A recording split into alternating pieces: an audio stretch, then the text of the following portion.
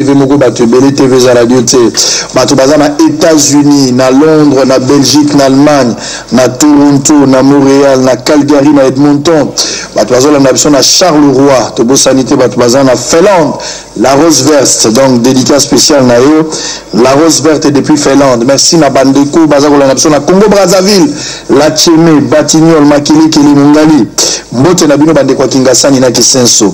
Toyebi ete tokolekisa bangonga malamu basoda place bozana ba camp militaire mbote na bino Tobo Sanité bato nyonso bazana ba guérite détachement ezokufa kala mingi te bozo vivre ba moment ya suka fo moto nyonso azonga na musala ya police tolingi te capitaine azomema panier ya mbisi po azala la garde ya mama colonel. Mais ça c'est quoi ça? Moi c'est ya colonel sikoyo yo za capitaine omemi panier ya mbisi na winzaka lufungolo bouti na ndolo. On va prendre le journaux. Géopolice, Janine Mabunda, quand l'histoire s'écrit au présent. Sous-traitance en RDC, sévère mise en garde de l'autorité des régulations, secteur pétrolier, Bahati Lukwebo, donne les raisons d'une baisse des prix imperceptible. Et ça, c'est eux qui étaient à 50 francs à Pamba. Bon, ça, publicité belé. L'IPMATI, Wana ministre Azo Monanate. Caribira 50 francs, de besoin comme ça, tina bas journaux. Ata sonité. Douane batwazo souffrir wana français exact kaka lipa 50 francs nde bolingo la kisaba tukele travail là. Forum des As Madia et Ilunga déchargé de leurs fonctions d'intérimaire. Une mission d'audit diligentée au ministère des Sports et Loisirs. Après avoir frappé les deux ministres rebelles, Bruno Tshibala confie l'intérim des Sports à Lisanga Bonganga et des Affaires foncières à Chibango Kalal. Alors, si on a minute, on a sport, on a occupé le soutien aux intérimaires, Lisanga, notion à Balazanango, Tibati Lisanga Kun. Ilunga, yo, tu koko takaka sikao. Ilunga Emmanuel, kakasiko. Mbongo bungi million kaka sikao. Déboulonnement bandit en interne. Prospérité. Tshibala accepte la démission de Madia et décharge Emmanuel Ilunga. Ah, Ilunga est là, Samboué. Serge Koussanika confirme le congrès et les meetings. IPG Francine Moulumba démissionne pour se consacrer à son mandat. Tala, Tigab Sotovanda. Tigatovanda. Ah! Congo Nouveau, on va terminer. Un faux diplôme dans le dossier de Thérèse Massango. Massengo. Ah, maman, faux diplôme aux Obeta. Où sont passés les frais Cerny, logés, c'est Sojek via Orange Money. La cour d'appel de Matete rend un arrêt unique sur la spoliation des parcelles. Le ministère Modeste Bahati baisse le prix des carburants. 50 francs. 50 francs, pardon. Alors on va recevoir pour la toute première fois Azami Satou, un habitué, l'un des présentateurs de Bosso dans la politique pour la semaine qui commence. Nabisagi Bino déjà que semaine prochaine, Motomosus n'a qu'à présenter Bosso dans la politique, il y a 3 ou 4 Boumissa Nabango Bongo, Boyo Kabango, c'est bien. Ce n'est pas un homme qui parle, c'est Dieu lui-même. On va récupérer d'abord notre camarade Guilain Boba, journaliste analyste, Motendeko. Oui, Mote Samo Mokondi, nous avons vraiment laissé nos makasi d'être pour la première fois à la plateau à Bosso dans la politique. J'espère que autre Balilo et édifié Bandeko Bazan Banda pour eux aussi. J'espère être à la hauteur par rapport à ce sujet. Très bien. Alors, à part Guilain Boba, Tozalina Maman Dorcas, on a pris le rendez-vous à plusieurs fois. Finalement, Dieu nous a rendu cela possible. Dorcas Adiko Kongoi, Mbote. Mbote. Je rappelle ici que vous allez présidente, il y a UDERCO, Union des écologistes pour la démocratie et le développement, première partie écologiste depuis 1991. Vous allez être coordonnatrice des alliés de l'IDPS ADU. Voilà. Merci beaucoup. Alors, pour la Sukisa, John Longila, vous la présentateur de la politique. Le lundi, c'est John Longila qui présente la politique. Merci beaucoup. Nandenge Ondimi ko confier cher nayo pour quelques temps, le temps que vous allez absent dans Moka. C'est pour moi une marque de confiance et de reconnaissance. Je te vois vraiment là où tu me portes. Parce qu'à ta pasteur, on dit que tu as un seka, papa mukuna. Déjà, na pasteur, voici l'homme. Yé, cher Naïe, à pas n'importe quel pasteur. J'ai vu pendant la campagne, ils ont la rotation, dans ce cas, nous, rotation, ça les baka. Ma pasteur, il y a ACK TV, il y a ACK Gomez, ainsi de suite. Mais dans ce cas, Kinshasa, n'importe qui a un commentateur. Kaka, il me papa évêque. Très bien. Cela veut dire que, sauf qu'il y a une multitude, il y a des journalistes, vous pensez que je peux vous rendre ce service pendant votre absence, c'est pour moi une marque de considération et je vous dis merci. Très bien. Alors, c'est que les gens attendent de toi, ils allaient à la hauteur, il y a Sango, Salam Salaka, neutralité obligatoire, donc on a présenté officiellement pour la semaine prochaine. Lundi, mardi, John Lungi, la présentateur, Bogo Fundae, tant on a la Libanda, le repère un rapport. Est-ce que à Kosa, Moussala Nenge, le Nobani, tu as Kosa très bien. Sultan, il y a plein de gens, Christian Bosembe. Bosembe présentera jeudi, vendredi. Il y a un Sultan, la première trésor, Kalafai, on a un Sultan, Mekota Maputa. Et après, un Sultan, ça va bien. Alors, on va démarrer. Selon la politique, 98.3 à la radio. Vous avez 2 minutes pour cette question. Le respect de l'heure. Ma pêche 2 minutes aux 8. Tu exagères avec ça, on arrête. Boba Guilain, Emmanuel Macron dit ceci. Diriger en démocratie, quel que soit les pays, c'est être impopulaire. Alors, moi, la grande question que je voulais savoir, comment vous comprenez ou vous jugez ces propos? Qu'est-ce qui peut créer cette impopularité? Nalinga. Merci, Ndeko Israël. D'abord, vous comprendre, moi, Frangala. Je dirais donc, Naza, je m'inscris en faux par rapport à Marambo à l'Obiwana. Il n'est pas obligatoire que la démocratie soit au commun dirigeant faut à la caca impopulaire. De toutes les façons, bah continuer sur bah dirigeara et le défendra bah ils a bilan. Ils a moussala ou bazo sala. Ceux qui au sali moussala na yo bien. On a beaucoup d'exemples les lois à travers le monde. Sur le moussala no bien, yeba que population ou lingayo. Ce qui est vrai, ils ont la moutou morote mon continent tata Jésus, à lingaye à l'unanimité, c'est-à-dire mon kil mo bimbe lingio non. Ce qui est vrai, mais au moins à 80 à 90%, je vais donner plusieurs exemples. Ceux qui t'ont par exemple, il y a Brésil avec Lula.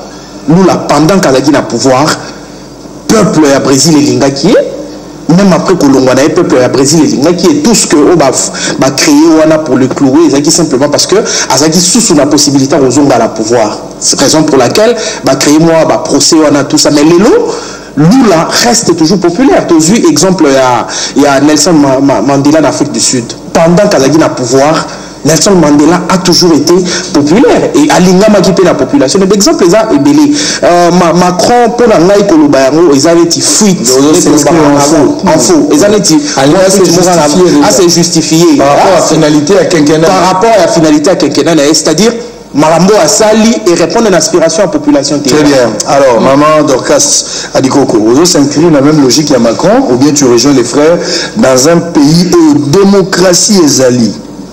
Vraiment, ils ont les États-Unis, pour ne citer que les États-Unis, la France, la Belgique, l'Allemagne, un peu là.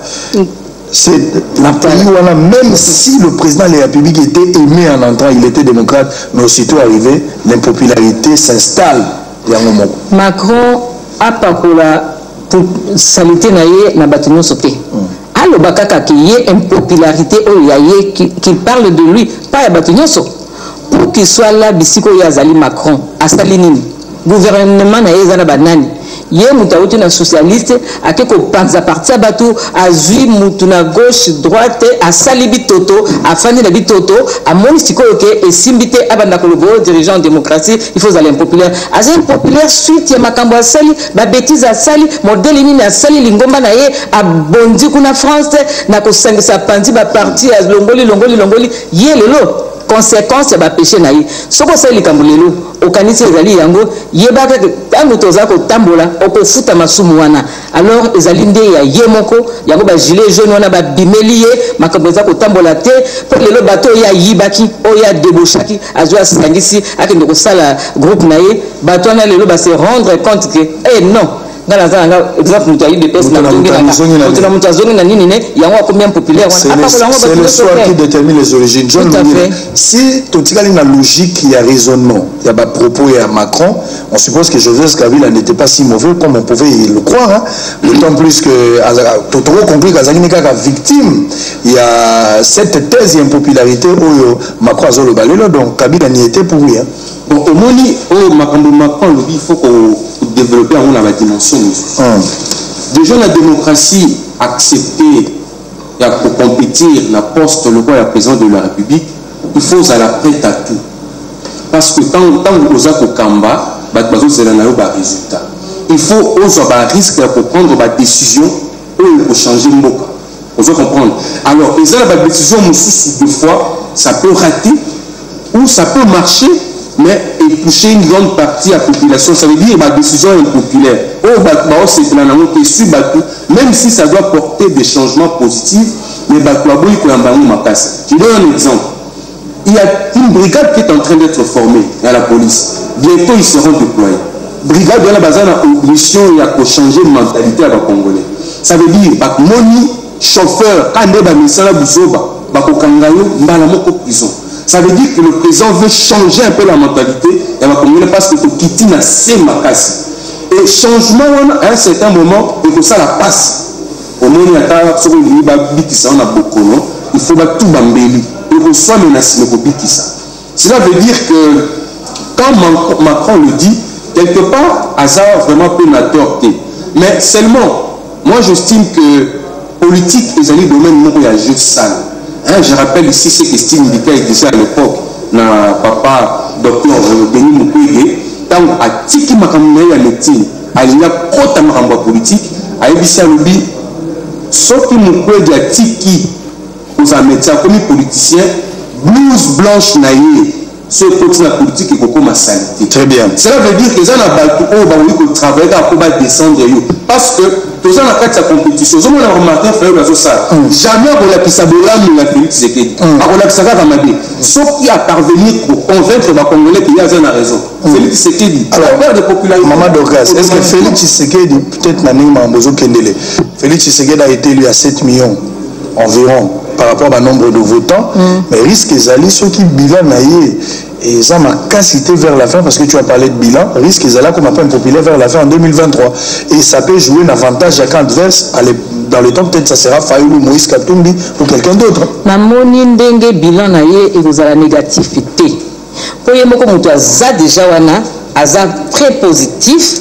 Aza na idéologie au batike la biso na sphinx na biso Tshisekedi wa Mulumba donc aza na makambo ya bien yango aza kolinga kotia butu milice wana pona changement ya mentalité.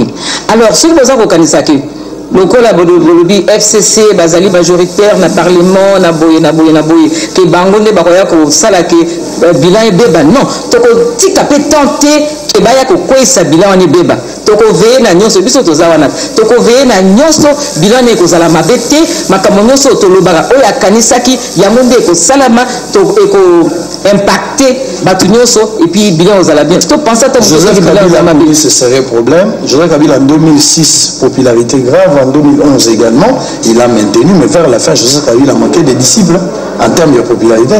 Oui mais c'est tout à fait normal parce que ndeko Israël ebi bilan ndeko Joseph Kabila ata soso ata mpesi ata ngungi ayebi yango c'est pour dire que bato yo basala ki elongo na Joseph Kabila souci na bango ou bien souci na bango ezala ki intérêt à population té. Excusez-moi, j'ai travaillé dans un cabinet ministériel, j'ai vu comment les choses se passent ou continuent de se passer. Yo na mboka ni on a déjà nommé mon ministre na famille basali fête.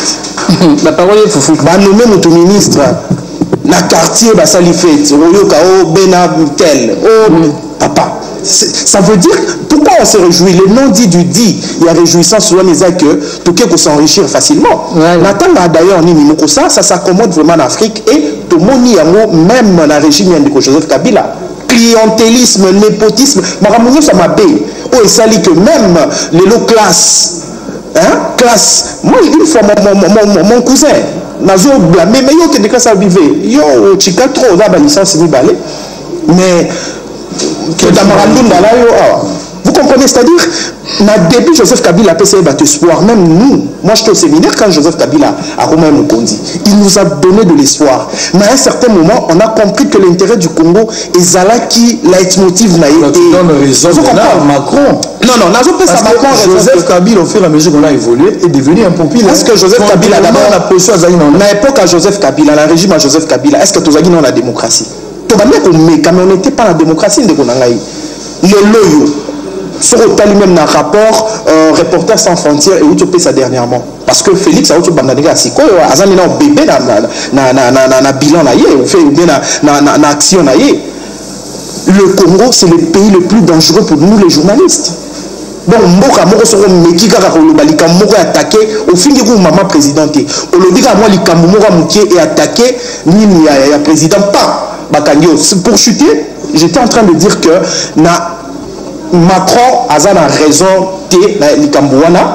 et Joseph Kabila par rapport à Bilan Naïe, on n'a jamais été en démocratie. Très bien, alors on va prendre une minute peut-être pour donner ce qu'il a dit. On prend John et puis on revient à maman. Tout changer directement chapitre. Tu es avec moi, je crois que le problème de Kabila, il y a eu erreur de casting. Ça veut dire à un moment donné, il y a 15 personnes. L'entourage là. À un moment donné, il dit il n'a pas réussi à changer la mentalité de l'homme congolais. Ça veut dire que l'environnement au Kabila allait évoluer dans le vous savez qu'on peut en être à ça, à risque.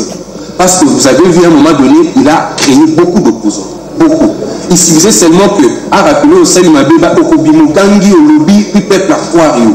Ça veut dire que c'était une période difficile, il ne fallait pas prendre beaucoup de risques. Et Kabila l'a endossé. Mais il y a eu une erreur de casting. Je donne un exemple. Léo Tozo Solola, l'Assemblée provinciale à Kinshasa, le président, c'était un acteur politique du FCC. Vous êtes en train de voir ce qu'il est en train de faire. Il a mis la main, il a récupéré le bien de la ville.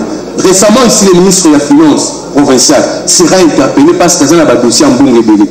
J'ai encore appris qu'il a écrit et saisi le gouverneur on a remis et reprise. Et à 5 jours à remise et reprise, le ministre de la provinciale de Kinshasa, mais c'est quelqu'un du FCC et il a été élu sous ses rangs. Très bien. Ça veut dire qu'à un moment donné, il y a eu erreur de casting. On a fait confiance aux gens qui avaient aussi la responsabilité. Et puis on va changer de chapitre directement. Oui. Yango nazoloba. Bilan ya Kabila en soi ndenge na lobaka. Kaka ndenge John Lumila utiko loba. Entourage na ye o ya zwaki bangonde badindisi ye. Pourquoi on appelle cet exemple moko muke? Entourage à Kabila, Kabila comme tel, Aïbaki Kinshasa, Aïbinemi Congo Zalité. Tu peux cet exemple, atelier de la Gombe, atelier de Kalina. Une école bato ebele babima kuna bana batanga malamu entre autres ngai moko. Ndenge nini école atelier de la Gombe, ezalaka na 2 sections, littéraire na scientifique.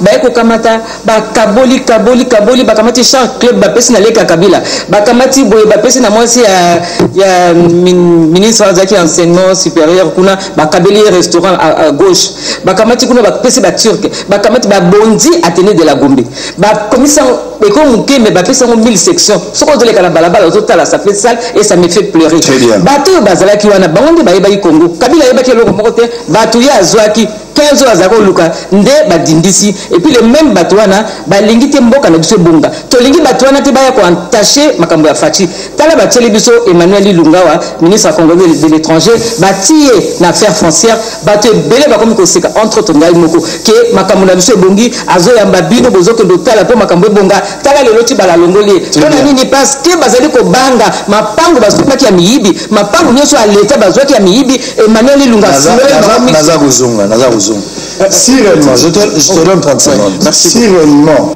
Joseph Kabila à l'époque se disait qu'Azangi Ata 15 personnes peuvent mener naïe. Joseph Kabila a accueilli. Sauf qu'Azangi 15 personnes. Dans le 40 et 50, lui-même a dit 15 personnes. C'est le gouvernement où il faut nommer composition et le ministre de Foubazala. Mouto Kabila, moi, j'ai cause à la quantité pour Kabila, Azangi na 15 personnes. C'est que bateau Bakoya, la Ngambo Kabila, ils ont médiocrité de Bouya parce qu'il a manqué 15 personnes. Voilà. Tu avais 30 secondes. Oui, moi, j'allais réagir un peu par rapport à Magamou Ndeko John. Si, ça va 30 secondes, tout change. Le problème à casting, c'est bien bon. Mais qui a recruté qui avait recruté ces gens? Nani a sala qui casting ya batouana et puis critérium oye à punir la qui batouana c'est qui nini Vous comprenez? C'est pour dire tout ça. Moi, je crois que c'est un faux argument. Dans ce sens que c'est le chef qui donne l'impulsion. Les autres hommes ont Félix Tshisekedi. Je ne suis pas toujours d'accord. Là, il y a la Moussoussou. Nzela ou akapé la bazo salawana. Pour que ça, il a fallu que les Japonais aient une expertise, tout ça. Papa, les lots, dans le pays, ils ont volonté politique. S'il y a la volonté, si le chef donne l'impulsion, ceux qui cherchent à lobby, ou utiliser l'État, il faut ça et puis chef Papa, les choses vont bien se passer. Alors que dans l'époque à Kabila, aucun ministre d'interpeller dans le Parlement. Aucun photo malheureux. Élection qui toque en assemblée provinciale, élection qui toque assemblée nationale, pardon. Les qui toque en assemblée nationale, Jama Kabound, premier vice-président de l'Assemblée nationale. Mais la soupe, on a Janine Mabounda. C'est là, et puis Koto Janine Mabounda va vendre l'Isanga. Mais là, on s'est rappelé, tiens, Tshisekedi, papa, zonga la bon moi. Tiens, Tshisekedi. Na solo ya pamba, na solo, au Bengala Kodjo. Aujourd'hui, Aza Kabila, c'est mon ennemi. Pour le pied solo Kabila. Bon, on va te battre là, bon, Tika, merci, Tika. Alors, on va récupérer deuxième dossier, mouvement citoyen. Vous savez, le jeune de mouvement citoyen, à un certain moment, on les a accusés, Bazaki instrumentalisés dans la politique, par comment on défend le groupe avec eux. Mais cette fois-ci, c'est saisi. L'OPI, il y a la compagnie téléphonique. C'est bien ça. Oui, décrire le fonctionnement de entre autres, mauvaise qualité. Il y a des services. Mais il Vodacom Orange, Internet est mais tout ça, John. Mais lorsqu'il revient ici dans il y a toujours quelque chose. On répond dans 10 jours. Mais tenant compte d'abord de cette démarche, ces mouvements pouvaient être accompagnés d'un grand nombre de publics parce que Bissot est toujours la consommateur. Comment tu trouves la démarche? Bon, moi personnellement, je salue cette démarche. Voilà. Mais ils ont bien encadré. Parce que combat au Bango va porter, ils ont combat à mouvement citoyen. Ils ont combat à Congolais. Et dans le cas de l'association, l'association des consommateurs du Congo, ils ont dénoncé et le Kouana. Parce que moi, je me rappelle bien, le président de cette association, je l'ai interrogé à plusieurs reprises. Mais seulement, il a manqué de pouvoir, et du courage et du soutien pour aller au-delà de cette revendication. Moi, je crois que le mouvement citoyen, pour Elimara, le col à moi, initiative folklorique, ils auraient dû associer même d'autres structures. De manière à ce que le lobby va marcher, le lobby va rouler, mais il faudrait qu'il y ait un suivi par des structures habilitées pour que Vodacom a reculé. Ça sert à quoi ce que le mouvement citoyen va tenir à Vodacom et que le ministre est peut-être à lobby, messieurs, gardez-moi ces tarifs-là. Rien ne va changer. Ça sert à quoi? Cela veut dire que vous avez perdu le temps pour rien parce que ma personne concernée directement vous ciblez par noter. Le problème n'est pas Vodacom, le problème n'est pas Airtel, le problème n'est pas Orange ou Africell, pas du tout. Parce que la société nous autour pour exécuter vous comprenez? Il faut d'abord commencer par cibler le ministre et à péter un titre. C'est lui. Très bien. C'est lui d'abord. Il faut partir de lui. Parce que ceux qui vont frapper il y a convoqué Batouana pour le monde à la nuit qui vont suivre. Changement vos arts. Très bien. Mais ceux qui vont au Vodacom, papa, ils vont vous associer autour d'une table dans la salle climatisée, autour d'un verre. Dans le mouvement citoyen, le lendemain, ils ne vont pas faire la même chose. Et pourtant, il faut d'abord secouer, comment on les appelle, secouer au Kunji. Parce que dans le Vodacom, il y a des taxes. Le ministère peut-être à profiter en un mot, avantage des alliés. Tu vois, on a majoré le prix parce que dedans, il y a des pourcentages aussi de quelques personnalités qui vont profiter en un mot. Très bien, merci. Et donc, il faut commencer par secouer d'abord ce genre. Vodacom, les restes vont s'exécuter sans problème. On a un problème de leadership, le respect des textes, les opposés problèmes. La beauté du texte est toujours trahi par la réalité sur terrain. John dit quelque chose de très important, secouons la tête, respect à texte. Batonion, sur on a vous la conséquence logique. Et l'autre, comme on a tel, là, Vodacom, Africell et le reste. Mais moi, je suis comprendre que je suis tourné. Au Nicolas et les Kinyonso. au collège on a ba unité à Vodacom tant on l'a mis na tongo tu n'as plus rien.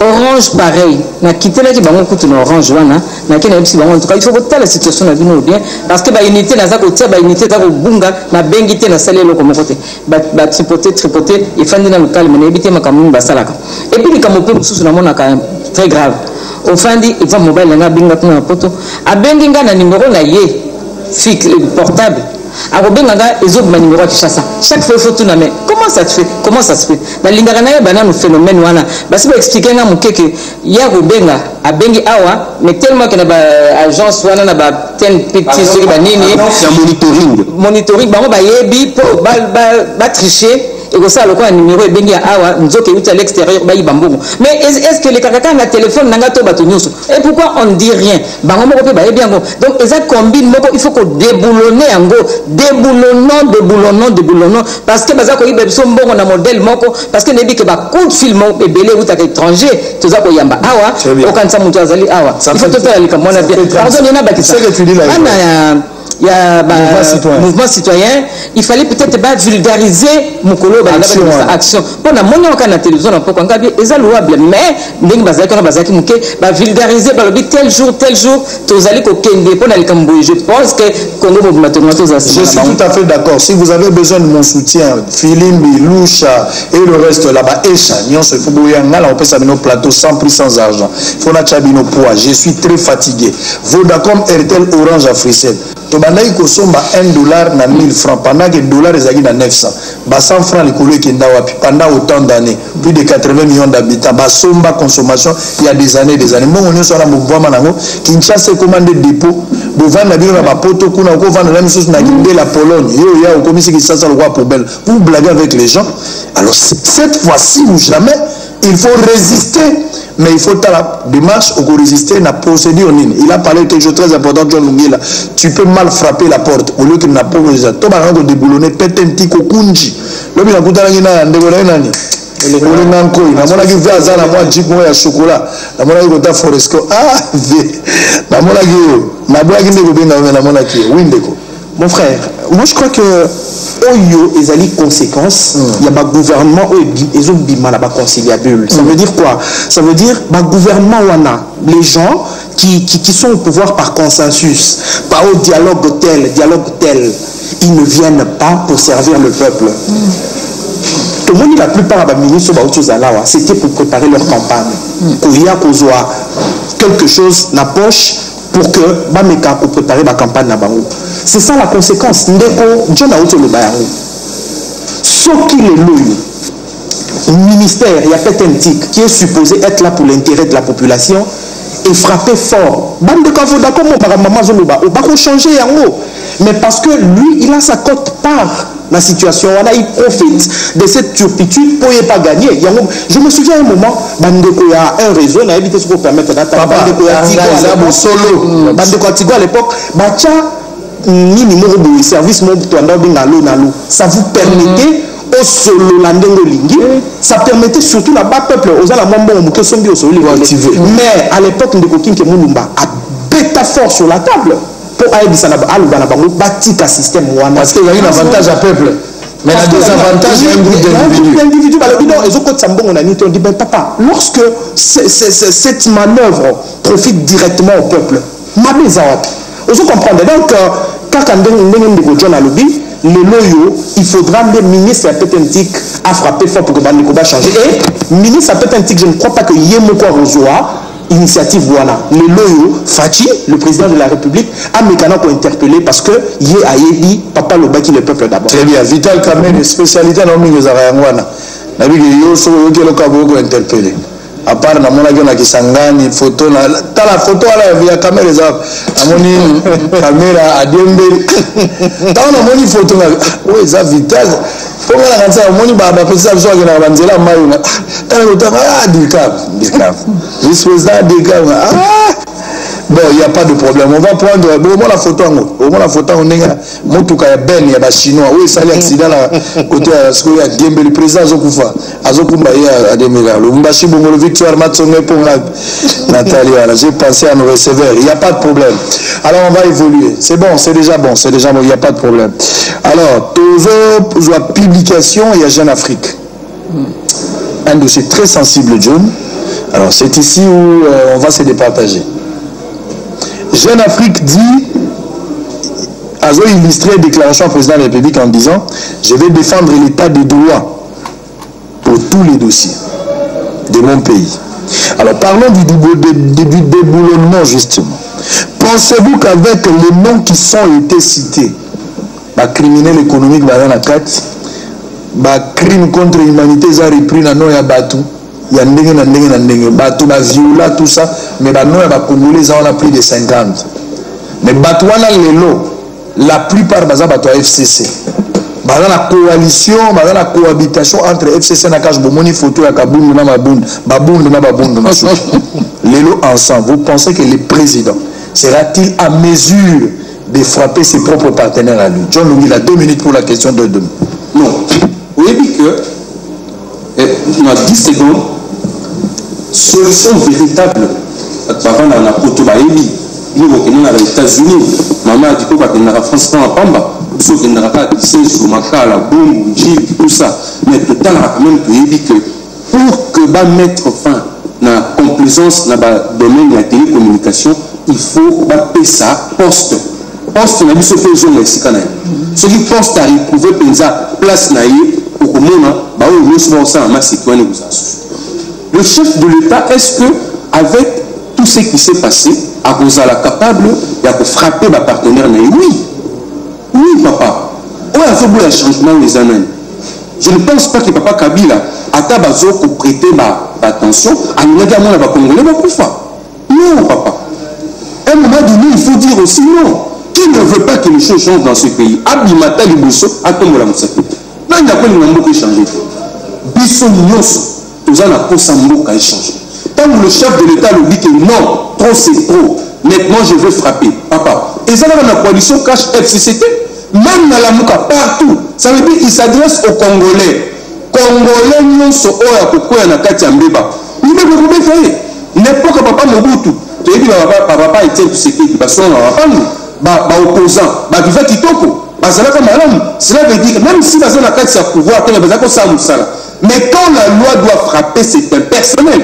Je donne un exemple, on appelle ça quel exemple nous dans le soir. Aujourd'hui, on a un godin pour aller à l'Assemblée provinciale. Est-ce que complaisance de la gestion n'a pas eu? Tant qu'on il peut s'en tout cas, ça dit que vitesse, à se retrouver avec lui. Là, il va te au monde un amigo. Il y a un côté de la victime, il dit que vous filmez si vous tenez en côté d'un amigo. Il y a un côté de la. Tu vois, aujourd'hui, c'est le ministre provincial de la Finance. À ça fait la FCC. Mais est-ce qu'il tient compte parce qu'on est ensemble, on doit voler ensemble? Non! On est ensemble pour l'intérêt du pays. Très bien. On n'est pas ensemble pour voler, pour tuer au détriment des Congolais. Et le chef de l'État doit frapper, même si c'est dans sa famille, même si c'est dans sa maison, il doit frapper. Ils ont la divorce. Très bien. Des tristes mémoires. Mais Félix Tshisekedi se retrouve dans une position très très difficile. Il doit protéger le partenariat, mariage entre FCC et Nakash. En même temps, il a le peuple qui le rappelle à chaque fois. Papa Lobaki, le peuple d'abord. Et de l'autre côté, il a les textes, la loi, le droit qu'il faut dire. Déboulonnement. Et puis, co-coaliser la bateau, il y a le bateau qui beaucoup coalisé dans la salité, le col Ananias na Safira. Non, ils ont des gens tant que vous avez la queue, au Salima B, il faut foutre le Cameroun. Moutounion sur la Salima B, ma B n'a pas foutre. Adalana FCC, Adalana Cash, Adalana Lamuka, oh, l'union sur la Salima B n'a état de droit et quota. Mais tout ça, l'attention, parce que Bangoula n'a pas de bien. Parce que bateau bazana na makanisa mabe o bazana nu bango bayibi ke bazana kati mabe wana tango babanda ko déboulonner bango pe bakokoya bango nde balingi bafungola miso makasi sikoyo nazo ngala ka exemple Emmanuel Ilunga en tout cas asali ba bien mingi na ba congolais ebele po il suffit ka ko kende na ministère affaires foncières tango ya zalaki wana tango abimisi disons, commission Étienne Tshisekedi. Mais il faut mon andingi bato baza depuis tongo tipo quoi. Voir même que mukolo nga na tendaki ye ministre Emmanuel Ilunga depuis tongo ayaki ti 18h azakina nandako. L'heure ayambaki nga azaki kolia gâteau. Pourquoi? Parce que bato baleki mingi moyen tiki ezati. Parce que makambo eza na pas na biso na mboka na biso o eleki makambo mapangu ezati. Alors bato nyonso et la plupart ya bato nyonso baleki na ba gouvernement wana bango nyonso bakomi ba agent immobilier. Soko tangi bandako baza nango okoki kondima te. Alors pour ba protéger ebeli bazu bandako à l'état bazu bandako à l'état ba changer mikande komi ya bango. Ba bani ba lobi non. Emmanuel Ilunga on pensait qu'il était de nôtre mais Emmanuel Ilunga s'est souvenu Bissikani Naouti qu'il était dans les rassemblements que papa Tshisekedi a prôné le peuple d'abord. Donc, ma canison les ongeliers, les ongelaka Moïse na Bible. Donc, vous pensez que Emmanuel Chilunga, Ilunga, oui, si koyo, banguna wana, Chibala, Bakumbo, Chibala, Munguna, ya Emmanuel Ilunga. Mukolo na kende ipe kuna la kutaka bana Chibala mbale. Je crois que ndeki pe makambo mapango na kutaka bango ya mwasi na mobali kuna makambo mapango wana bazali siko contre po bazolo bana mais attends moi na mobali makambo ya komosala alingi ko bimisa biso ndenge nini mapango nyoso to botola na makasi o nyoso to yiba mikanda nyoso to changer so ba développer biso to ko risque to ko tala bongo ko ya ntingi ndenge basali donc ko coaliser na FCC elingi ko loba teke to ko coaliser na basalité na makambo ya bien pour avancement mboka na biso ko. Mais les gens attendaient le président de la République na déboulonnement na dossier important le dossier à Kyungu Gabriel le président se rendit à Lubumbashi à Kena réunion par rapport à la sécurité il a donné des grandes directives mais parmi les premiers suspects, il y a bateau, il y a créé une sécurité dans le Lubumbashi. Voilà, donc, on va se belé, on Eric, on va sur la Clovis. Azou bisanga le papa, il y a des télévisions, le banano, papa mon conduit, à l'objet pour la biso médecin, parce que moi c'est dans la aligné que dans le mois d'avril, on va aligner biso. Boni ti le loyo, bientôt dans quelques jours, mois d'avril, les aussi là, bazo aligner bisoté. Et comme ils parce qu'elle est médecin dentiste, comme ils discriminer biso na ba médecin généraliste, alors que biso n'y sont total ni faculté moko, tous ba cours pas ensemble. Le problème est général. Le problème est général. Alors, c'est-à-dire nalina lo banini que le président de la République, je vais défendre l'état de droit sur tous les plans, à la raison.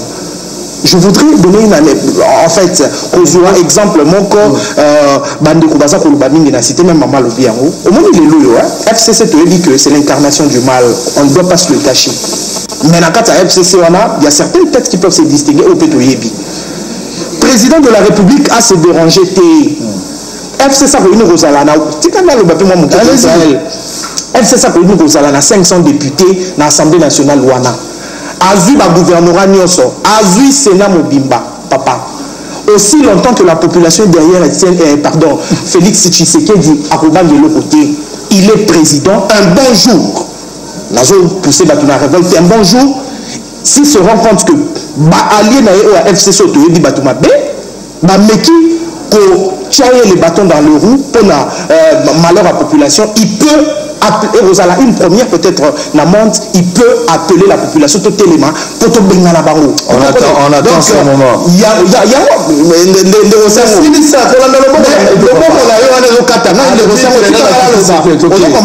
c'est ce que nous sommes en train de dire. Donc les lois Mukonzamboka tous à causer l'état de droit wana ba médecin ba leli ba médecin dentiste ba lobi tu as consommé les minutes alors tous évolué tu as consommé les minutes vous avez belé vous avez la biso motie TV moko batobé le président de la République azalaki na Kisangani auti kozonga l'autre fois tant moi kindanga na Kisangani na ba campagne bazalaki na Vital Kamerhe président Katsara Suki na Kisangani tant ba komba kati esuki papa président Bimi Bonzenga wana azalaki na moto a battre campagne parce que auti kozonga na Kisangani le président de la République tant wa komi na Kisangani boy moi Suki ko la ki président wa muke président lobi ba benga jeune garçon moko boy akataka esuki mbala wana ba yena ile susu jeune garçon na yiwa na TV yangu bakati esuki siko auti ko kata président na minito naza ko annoncer mino que jeune wana komi coiffeur ya président alongoli ya Kisangani ayena Kinshasa ça c'est une très bonne chose mais ceux qui a vu mutunyo sa ko kata papa ça va foutre la batunyo c'était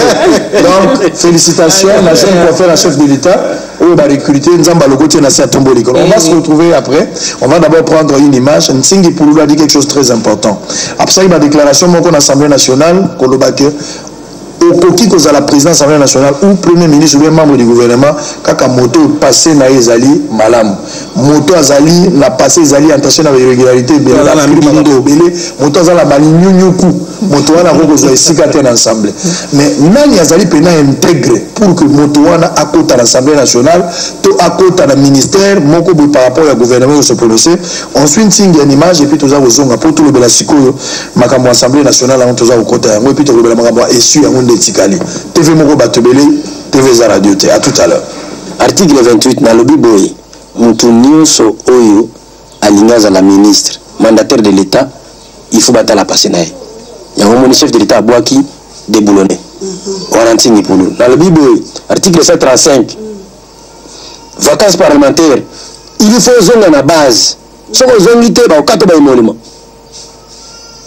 ba wona ngai te ba wona bolo bila ngote bino soko mutalo bima lamo te bolo bate te siko ezo l'état mais est-ce que vous savez que le député a changement comme on est pour eux la salle ça article 138 na lobi ce qui muta yibi a détourné le bagana français mukonza yibagate c'est pas un voleur mais c'est un détourneur ce qu'on détourné ba bien ba denier public na kati assemblée to libanda olongo député au côté prison ba gangi na bon oh mais Jean-Pierre Bemba a foutu $100,000 pour participer azala favori comme candidat président balongo les gars parce que ça la corruption libanda ya mboka comment mutu ya koko sala ngona kati ya institution mboka atikala ningwana ba ganga kime elekaki wana ntingi pululu na ebi déjà que vision ezali un jour ba réviser constitution le ko la biso to sala constitution punitive na ebi si bango boye awa de réviser constitution article 220 et la nkolo soyez mutasimba te le binini mandat à président de 5 ans renouvelable une seule fois. Vote à président, il faut la direct et non indirect. Forme institutionnelle à pays, donc on a 3 pouvoirs, 4 institutions. Liberté d'expression, indépendance syndicale, la magistrature. Éthique, nous sommes même la commune PDG quelque part au ministre.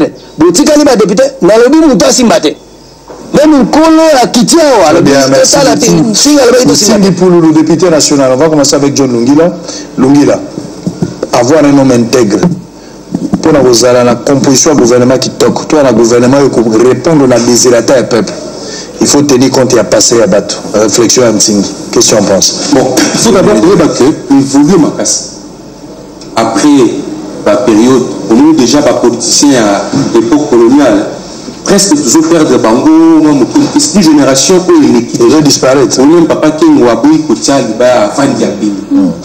après Bango, génération, on dit que c'est Sima. Mais génération qui Sima na Bango, la majorité basée dans le sotomoine, gestion na Bango, ils acquittent penza malamuti. Mais la 4e génération, la génération où c'est Otami. Ils ont un bateau que tu peux repêcher. On va ça valable, on va continuer. Le temps que les autres aussi se corrigent. Parce que le lobby m'a dit, ils allaient le côté que boss en a peu mon limite ici à ma soule. Ça veut dire que tu as la rabat la nuit sur ma bête na soukate. Ce qu'on peut rendre dans le room avec la bomana, la fingana, la salana boui, kasi le lot va dans la carte à limite ici à ma soule. Mais même si tu as limite ici à ma soule, ma bête au salana, et c'est une qui va. Mais les ministres, on va voir qu'on travaille dans la partie de ce qui est. Pas ça, ils ont un FCC, ils ont un attache, ils ont un Lamouka. Nous savons aujourd'hui, Papa Félix Tshisekedi, Azali la chance, non pas pour satanité, pour qu'il a composé l'équipe gouvernementale dans la bataille. Le bien à Félix, président de la République, il a papa, il a papa. Nous, voilà. So, tu es déjà papa. Tata Mokondi. Très bien. Mais au moment où il a dit honorable Ntimi Kouloulou, discours naïe, ils ont le roi naïe, ça une fois honorable, il y a des personnes quand tu es député, il faut arrêter de te plaindre. Il y a pas de service qui menacer la télévision. Non, tu es député, tu sièges à l'Assemblée nationale. On t'a donné déjà mandat. Il faut agir. Très bien. Il faut exercer ce mandat. Très bien. Ne venez pas à la télé faire des discours populistes. Nous vous attendons dans l'action, dans l'acte. Posez l'acte. Si c'est ça l'intention, parce que vous avez mission de constitution, et comme on a vote, il y a voix indirecte, il y a chef de l'État. Non, nous, ça, j'ai offert de Merci John Mungela. C'est ce que nous voulons. Je te rappelle, pendant que Maman Zozoa Maloba, je te rappelle que Ntingi Pouloulou, ce qu'il a dit là, à l'Obaga en Assemblée nationale. On va illustrer une image, très on peut ça une image d'Ntingi Pouloulou, l'Assemblée nationale, Ndenge, Azala Koulouba Makambo. Moi, je salue.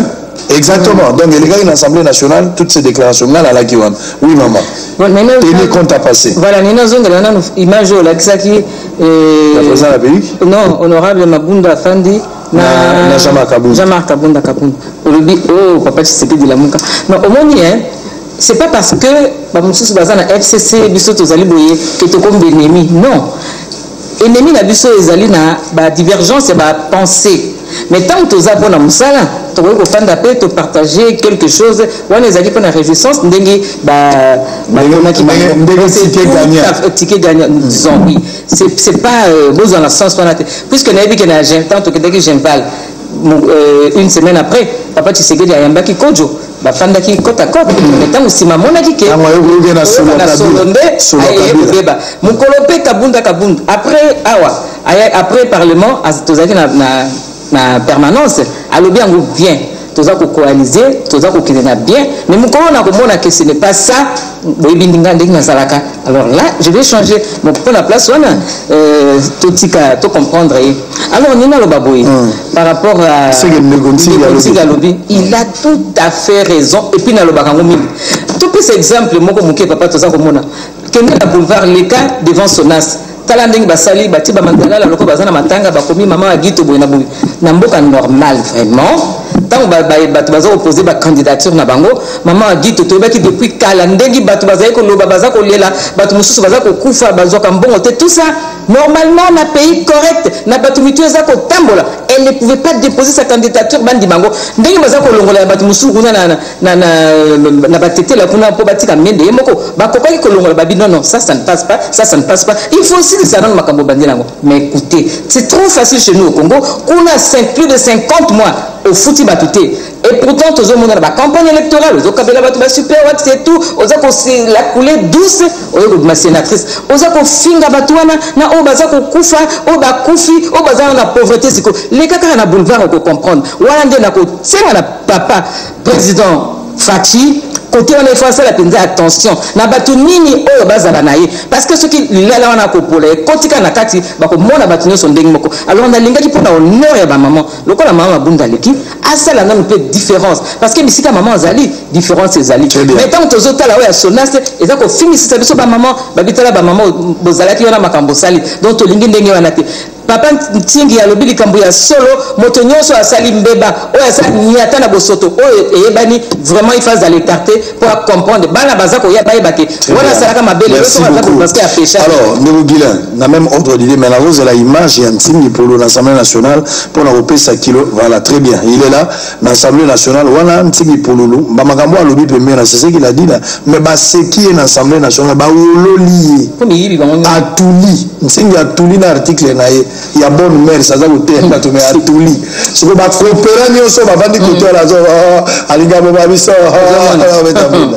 réaction Ndeko Israël faut ba je ne sais pas où ils peut-être mais tiens on sous la moutou que 80% ya bateau bazan l'Assemblée nationale wana bazawana pour l'intérêt la population t bazawana pour l'intérêt na bango moko un cas qui illustre ça Izanini une fois d'ailleurs Ndeko Deli c'est ça qu'on revoit à la baisse les émoluments des députés réaction à bango zakini réaction à Bango Zakini. Mon cher frère, ma député, nous la population, nous le peuple, ma député, on a au 500 au bas majorité, nous attendons Félix Tshisekedi à l'œuvre. Nous attendons à l'œuvre parce que c'est le chef qui donne l'impulsion. Ceux qui chef à lobby, ma ministre Baroui Balisoussouté, qui les regardant, les ministres vont changer. J'ai pitié. Des députés comme ça.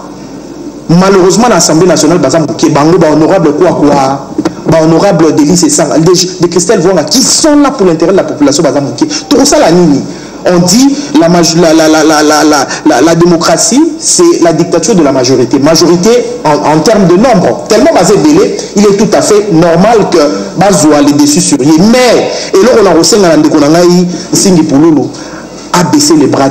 Le pape Jean-Paul II disait que la vérité n'est pas toujours du côté de la majorité en termes de nombre. Vous comprenez?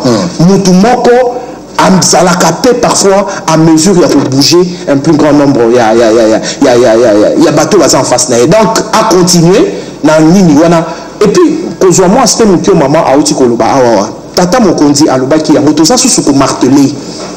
La Bible dit on ne mélange pas le vin neuf avec du vin ancien. On ne met pas de l'eau sale ou le vin ancien dans des outres neufs.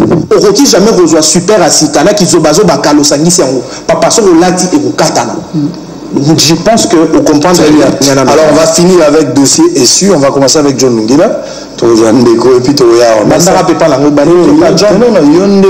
émission. FCC Nakash mélange wana et sa dictature avec l'opposition, ils doivent se mettre ensemble. C'est-à-dire qu'il y a un mélange hétérogène, il y a un mélange homogène. Non, il y a hétérogène. Les mélanges hétérogènes, il y a le pétrole na maï. Mais les mélanges homogènes, il y a le soukali na maï. Ce qui est sangani, tu as une autre corps.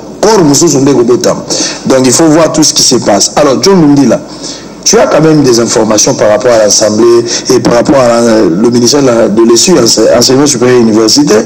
Qu'est-ce qui se passe là-bas?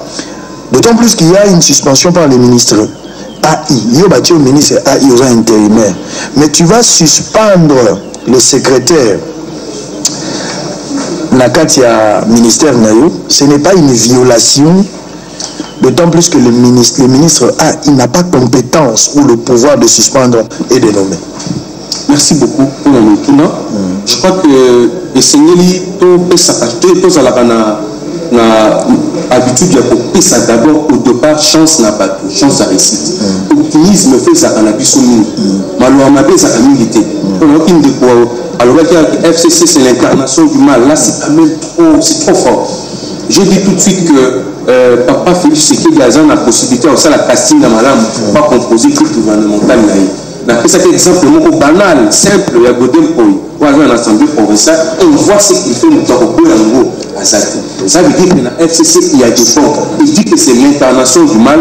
Là, moi, je ne suis pas vraiment d'accord. Mais survie à la coalition FCC Cash, les autres dépendent de notre choix d'animateur pour le gouvernement toujours. Ce qui choix est Salami Amadé, Premier ministre Azé Amadé, survie dans le Gozapé menacé.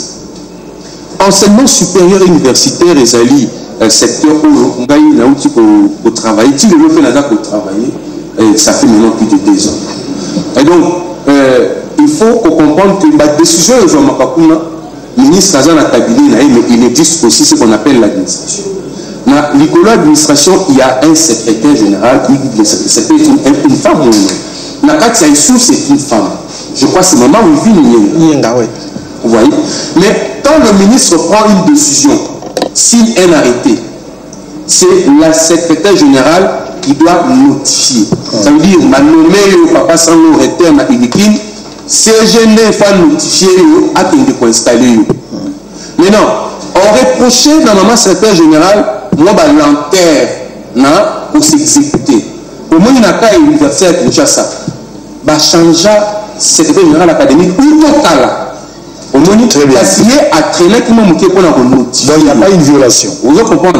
Et quand le ministre AI prend une décision pour suspendre, il a violé. Je dois dire la vérité, il est allé au-delà de ces. Très bien, merci beaucoup. Alors, Patrick Moukadi, Trésor Kalafay, parmi les bateaux qui ont présenté la politique. Moi, je vais vous présenter avec John Lungila, sauf Christian Bossembe qui n'est pas à Kinshasa. Christian Azar Lubumbashi va revenir. Donc, je vais vous présenter tout à l'heure, avant la fin de l'émission, les 2 autres présentateurs. Oui, maman. Essu, violation à violation. Hein.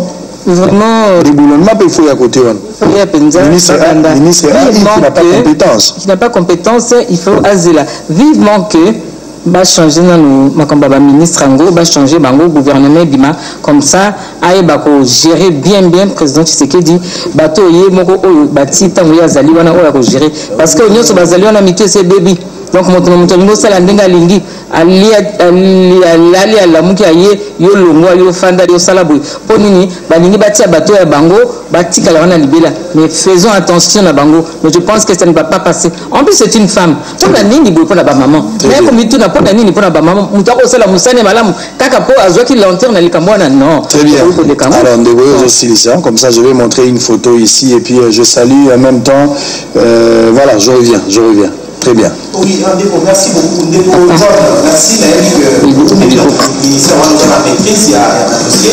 Merci aussi pour l'appréciation d'ailleurs. En tout cas, on a eu beaucoup de chèques les autres sont je suis très content de voir maman dans le plateau comme on a dit. Jadis, là, ça m'a mis à la dame ici. Mais les lots audio, place il y a maman, et ça quand on a piscine. Et ici, quand sur mobile est compétent, moi c'est pas pour ça. Décision au ministre Marcel Loubali à Outi Bozoa. Moi je me suis posé la question, peut-être que moi on va les mettre aux même. Papa Samou, combien des années? Ministre sortant Papa Steve Mikaï pour la salle de le 22 janvier 2019 à Outaki nommé professeur Banza Anouma qui est recteur de l'université Anouma qui est secrétaire académique de l'université de Kinshasa. Le 28 au Komela au Tindela le maman Vivi Nienga WhatsApp au Tindela qui est document à notifier avec une promotion, professeur Banza. Mais il est arrivé que décision Wana, ministre sortant le 22 janvier, alors que le 25 janvier, communiqué auprès de la présidence et l'oubli, que le ministre sortant, même par rapport à la vétérinaire, par contre, il se proposait à la disposition et par contre, il se au ça, le mouvement, il y a personnalité. Alors, on va terminer par là. Si les sacs assis. Alors, maman, Wivu Nienga, à l'oubli, entre décision à ministre, la décision à président de la République, maman le dit, je ne voudrais pas me mettre en difficulté, alors que la présidence m'a dit si Bissot, donc vous avez notifié, et si je notifie, n'a pas risqué d'entrer en contradiction, n'a communiqué à la présidence de la République, il y a pas de dire à 5 ministres, à 5 la permission, on a comme ça la notifié, pas que c'est l'autorisation, à pouvoir notifier. C'est ça qui lui a coûté la suspension. Ministre Marcel, Monsieur Marcel. Monsieur Marcel. Trésor à la fin, venez, je vous présente. Monsieur Marcel. Vous voyez que John le mec violation. D'autres explications claires. Monsieur, t'as la photo à moi Sinabana. Respectez la décision prise par la OTH. Monsieur Marcel, la présidence a pris quelque chose. Il va contrôler qui mouille, il va suspendre. Tika français, monsieur. Marcel, tika français. Pour maman aussi. Zongi ça, maman, on a la poste. Zongi ça, maman, on a la poste. À suspendre, maman aussi, il y a des reprises. Maman, n'a pas contre la mouli, moi, têtu. Comment têtu vis-à-vis à moto? Si on va combattre au Bénin, on a vous avez un numéro dans la au nom de Jésus. Trésor à la fin, venez. Merci beaucoup, nous sommes arrivés à la fin. Venez vite, venez. Donc, semaine prochaine, nous allons faire une émission comme une soupe pour le lot. Nous allons faire une émission de commissaire de Maman Dorcas, nous allons faire une émission de Guilain Boba, nous allons faire une émission de John Lungila. Ceux qui nous ont aligné, le samedi, on quitte Kinshasa pour aller à la Chine le dimanche. Nous avons une série d'émissions qui sont à Shanghai, à Guangzhou, à Dubaï, à Guangzhou. Nous allons à Kinshasa pour aller en Afrique du Sud, pour aller au Rwanda, puis en Belgique. Nous avons eu pendant un petit moment. Ils ont voyagé à Moulaïté. Mais l'absence d'Angaï, Natiki, venez monsieur Patrick, s'il vous plaît, venez. Il faut que vous présenter l'émission. Christian Bossembe, Christian Bossembe ne sera pas là. S'il vous plaît, vous pouvez venir, s'il vous plaît. Christian Bossembe, Azana Lubumbashi, Bakozonga au mercredi, à vous présenter jeudi et vendredi. Lundi, John Lungila, Bendana Lungila, l'aime sous Baïba bien. Benda Lungila Baïba, Bata Lungila. Nous allons soutenir le monde. Lungila Ndako Banda, Lungila Ndako Zala, lundi et mardi. Mais en même temps, le mercredi, Batwanda Konde va représenter au DG Labiso. Monsieur le DG Patrick Moukadi prendra aussi part pour présenter la politique aux Afroui Africa Télévision. Et puis à part monsieur le DG, monsieur Patrick Moukadi, mon assistant également Trésor Kalafay. Il n'est pas représenté. Donc au moins 4 personnes, on attend mon qui autorisalaté. Je vous demande, binonion sur 10h30 pour la politique, les mêmes invités, la même température, la même ambiance, la même réflexion. Beaux appétés, monsieur, comme il a su répondre à l'élo. Ce qui nous a balingi, tokuta mbale goya, bobon de la pona ngamingi, bosolo na politique ezali zalingai. Atanga na zalité, bato boso bako osala musala, on a pour que Afrique ezala toujours dans le dimanche nango.